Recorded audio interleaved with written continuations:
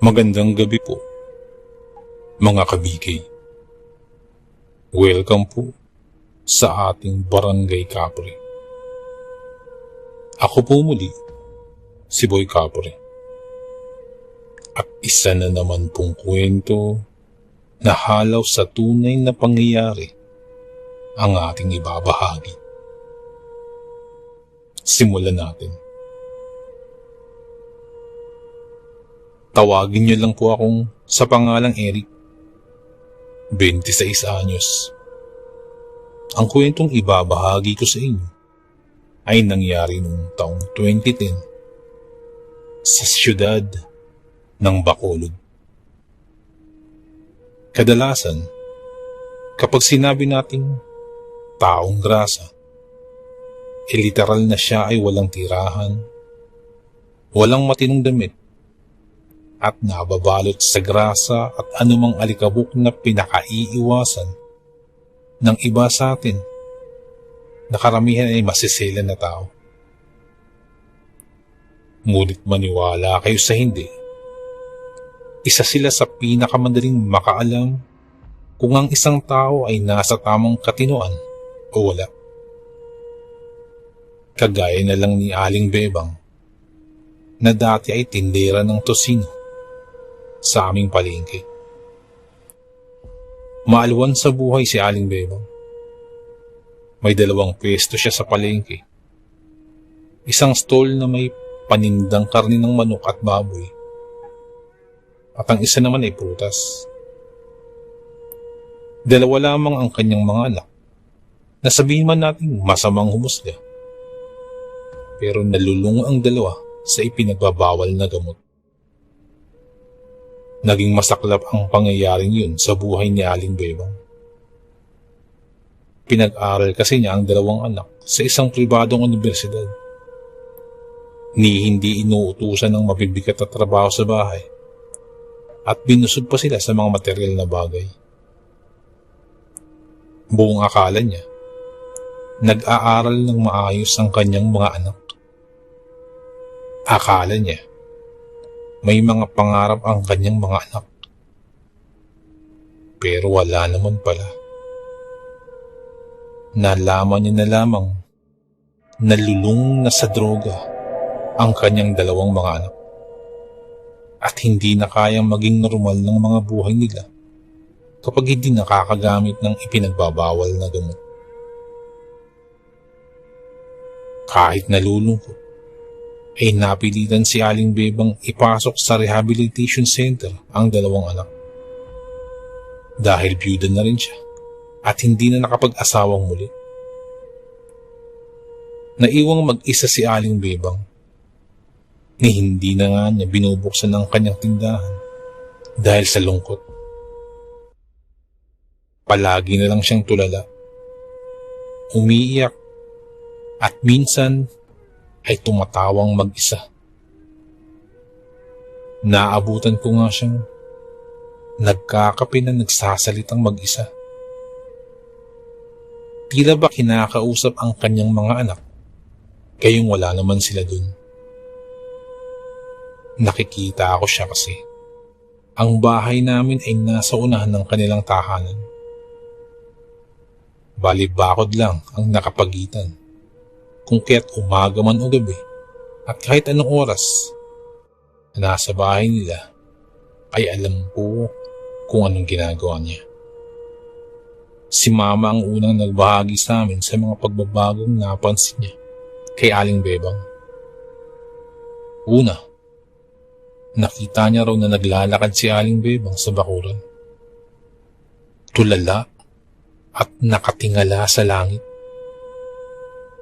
Maya-maya raw ay nagsalita ang kanyang yumaong asawa. Buong akala namin ay ganun lang ang gagawin niya. Kasunod ay napansin ni Mama na nagluluto raw ng langis sa likod bahay si Aling Bebang. Nagtataka nga raw si Mama kung para saan yun. Dahil nang maluto, ay inilagay ng ginang sa bote ang langis at ginawang palawit sa kanyang kwintas na gawa sa manipis na lubid. Doon nagsimula ang mga kababalaghang naririnig namin tuwing gabi. Naroong umalulong ang mga aso. May gumagapang sa bubog ng bahay. At kung ano-ano pang ingay na makapaninding balahibo.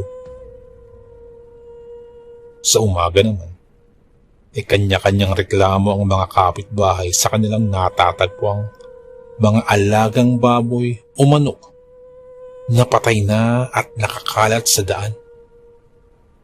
Tuyot na ang mga katawan at nawawala ang mga laman loob. Hindi ko tuloy alam kung sinasadya ba o kung ano pa man yung dilubyong dumating sa amin na akala ko ay hanggang dun lang. Nang minsang ginabi ko sa pag-uwi sa aming bahay, nadaanan ko ang isang taong grasa malapit sa isang convenience store na kinakawayan ako. Hindi naman ako kagaya ng iba na natatakot sa mga katulad nila. Madalas pa nga akong magbigay ng barya o di kaya ipagkain sa kanila. Kaya naman lumapit ako para malaman ko kung ano bang sadya ng taong grasa sa akin. Nang makalapit ako, nagsalita siya at sinabihan akong mag-ingat raw ako sa pag-uwi. Nag-aabang daw si Aling Bebang sa daan at naghahanap ng pagkain. Kaagad akong napangiti nang banggitin niya si Aling Bebang. Naisip ko, nagugutom lang naman ang aming kapitbahay, ay pwede naman siyang kumain at hindi na kailangang mangabang sa labas ng bahay. Kahit hindi nagtatrabaho si Aling Bebang, meron naman silang makakain sa bahay nila dahil sa pagkakaalam ko, may malaking ipon ito na nasa bangko. Ang kanyang bahay ay marami ring impok na pagkain. Higit sa lahat, marunong siyang magluto. Kaya naman kung pagkain lang ang pag-uusapan, walang problema yun sa kanya. Inabutan ko na lamang ng barya ang taong grasa, saka nagpaalam ng umuwi. Nakakapagtaka lang kasi dahil pinigilan ako ng taong grasa. Pinipigilan niya ako para lang huwag maabutan si Aling Bebang sa daan. Pero binaliwala ko lamang yun. Siyempre, wala naman akong dapat ikatakot. At saka iilang bloke na lang ang lalakarin ko para makauwi sa aming bahay. Madilim sa dalawang malalaking posting madadaanan ko dahil sira na ang bumbilya nun. Kung kiat ginamit ko munang pang-ilaw sa kalsada ang dala kong flashlight. Sa kalagitnaan ng aking paglalakad ay napahinto ako. Kinurap-kurap ko ang aking mga mata at tiningnan ang bulto sa unahan. Sigurado ko, si Aling Bebang yun. Kagaya ng sabi sa akin ng taong grasa, nag-aabang nga sa daan ang ginang. Pero sa nakikita ko, parang abala ito. Abala siya sa pagnguyan ng mga nadurog na tila ba madulas at may amoy na masangsang. Kahit alam kong baka magalit si Aling Bebang sa akin, ay ipinagpatuloy ko ang paglapit at sinadya siyang ilawan gamit ang dala kong flashlight. Nawindang ako nang makita at matitigan ang kanyang kinakain. Alam kong nakakadiri ang simpleng pagkatay ng manok.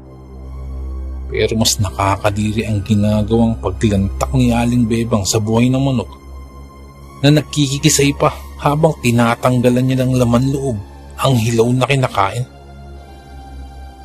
Napaatras ako ng dahan-dahang Lumingon sa akin si Aling Bebang. Nang matitigan ko ang kanyang mga mata, nakita akong blanko yun. Buong akala ko'y magagalit o kaya na may mahihiya si Aling Bebang dahil nahuli ko siya sa kanyang ginagawa.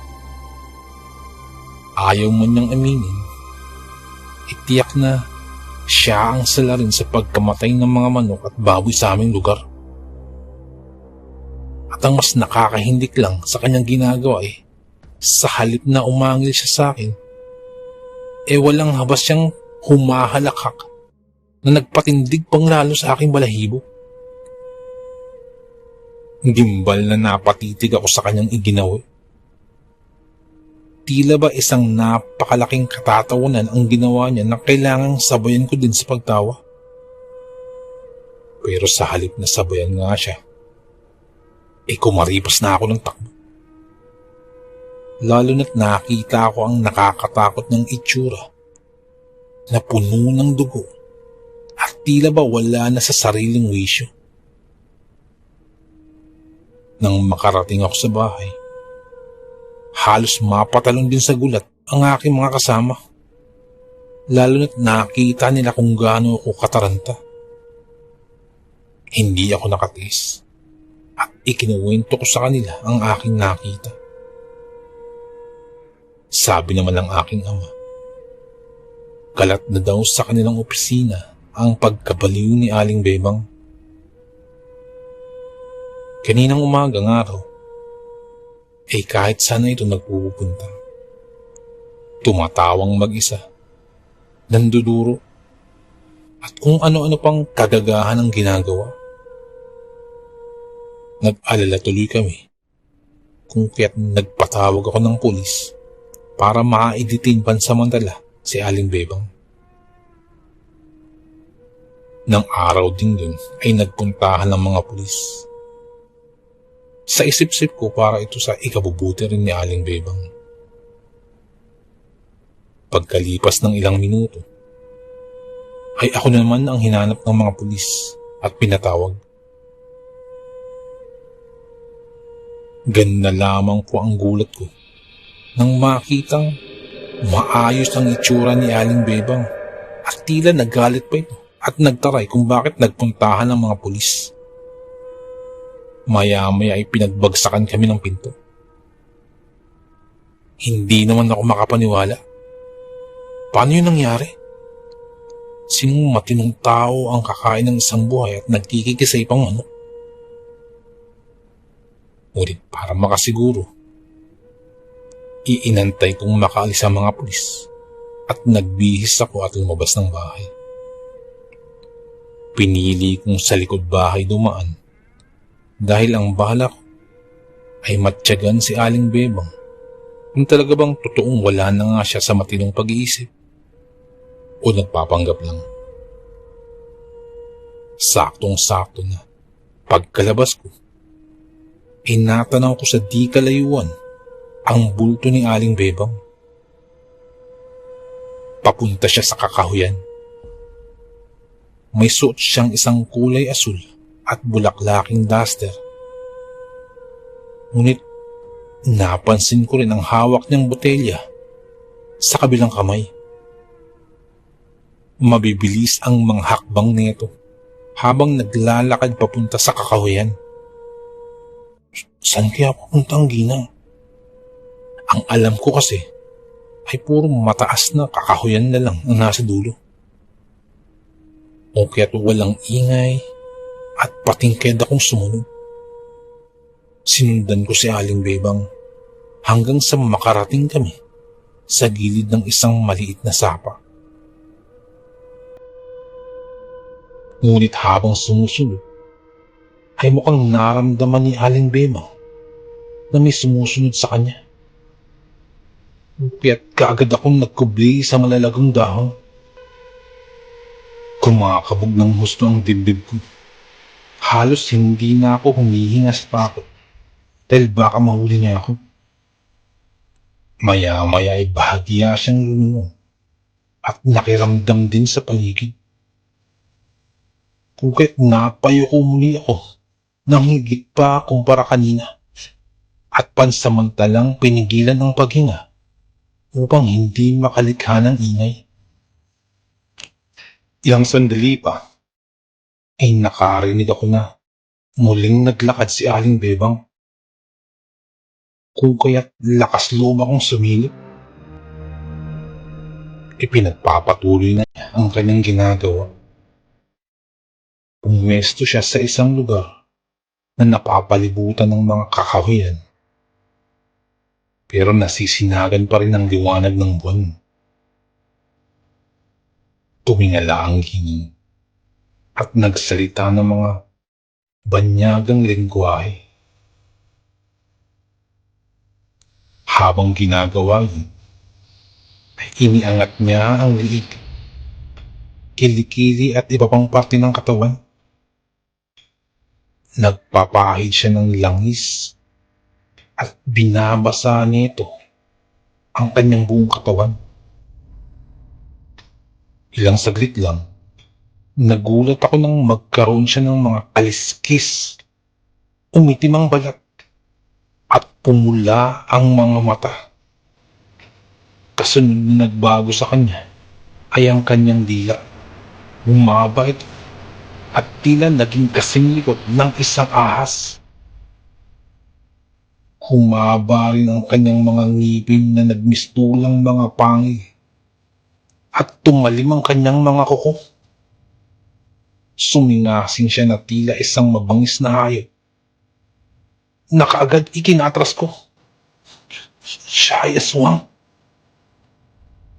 Akala ko, kumpleto na ang pagbabago niya ng anyo. Pero hindi pa pala.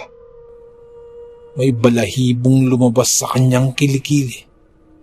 At dahan-dahan yung umahon na animoy nakabaon na talaga dun sa parting yun. Nang makalabas na lahat ng katawan ng balahibo, bumukad ka dito na naglikha ng isang nakakapangilabot na pakpak. Sa sobrang takot ko ay muli na paatras ako at nagtago ulit sa likod ng malalagong kahoy. Hindi pa rin pala tapos ang ginang sa pagbabago ng kanyang anyo. Dahil nakarinig ako ng pagkapunit ng laman habang umuungol ang matanda mula sa kanyang kinaroroonan. Hindi akong napatakip sa aking bibig nang makitang humiwalay ang kanyang pang-ibabang katawan. Samantalang inilipad naman ang kalahating pang-itaas na katawan pataas sa ere. Halos hindi ako makahinga sa sobrang takot. Tumadagundong sa kaba ang aking dibdib habang iniisip ko kung totoo nga ba ang nakikita ko. Nang pumagas pa siya at nawala sa ere, eksaka pa lamang ako kumilos. Nagmamadali akong umuwi sa aming bahay. Kahit pa makailang beses akong nadapa habang tumatakbo. Si Aling Bebang, siya ang salarin sa dilubyung nangyayari sa aming barangay. Hindi ko lubos maisip kung papaano ang isang mabuting ginang na matulungin sa kapwa ay naging isang alagad ng dilim. Sa dinami-rami ng nilalang na kanyang maaaring hantungan, bakit ang pagiging isang manananggal pa? Humahangos na pumasok ako sa aming bahay. Dumiretso ako sa kusina at nanginginig na hinanap ang bagay na yun. Ang alam ko ay may naitago si Mama na pangontra laban sa aswang. Kung kaya't hinalughog ko ang mga drawer at lahat ng lalagyan sa loob ng kusina. Kailangan kong magmadali dahil baka bumalik agad ang aswang. Hindi na namin siya matatalo pa. Tandang-tanda ko pa nun na may itinuro sa akin si Lolo na pamamaraan kung paano magagamit ang mga pangontra laban sa aswang. Sabi pa ni Lumi na hindi kami dapat magpadaya sa takot dahil may kakayahang manghipnotismo ang aswang na magiging dahilan ng pagkakaroon ng bangungot pagising. Lumiwanag ang aking mukha nang makita ko ang pinakatatagong buntot ng pagi na tinago ni Mama. Nakakabit pa sa dulo nun ang binsol o yung tinik ng pagi na siyang pinakadelikado at kailangang ingatan sa tuwing hawak ito ng isang tao. Nakakamatay kasi ang kamandag ng tinik ng pagi kapag tumusok ito sa balat. Ingat na kinuha ko yun at mariing hinawakan. Alam kong posible ang kamatayan bilang kahantungan ni Aling Bebang. Pero paano kung hindi na siya makontento lang sa manok at baboy bilang pangunahin niyang mga biktima? Tiyak tao. Tao na ang kakainin niya sa susunod. Nanginginig na naglakad ako pabalik sa lugar kung saan naroon ang kalahating katawan ni Aling Bebang.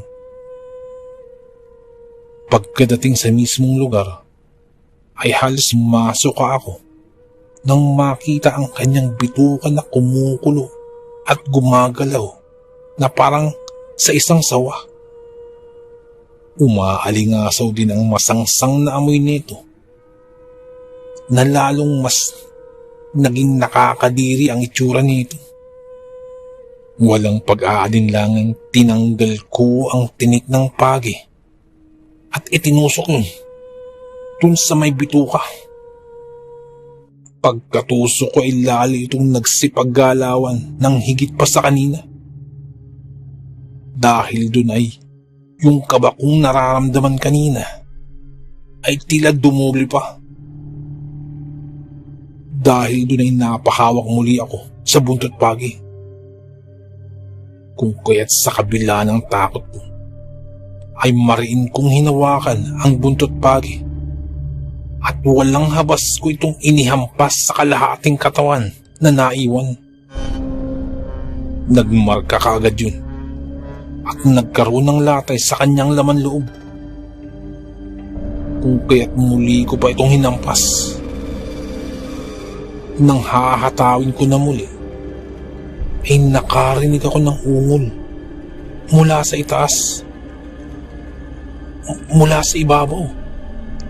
Parang nanggagaling sa himpapawid. Ungol na animoy nasasaktan.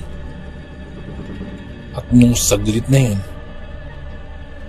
ay pakiramdam ko ay may parating na hindi ko maipaliwanag.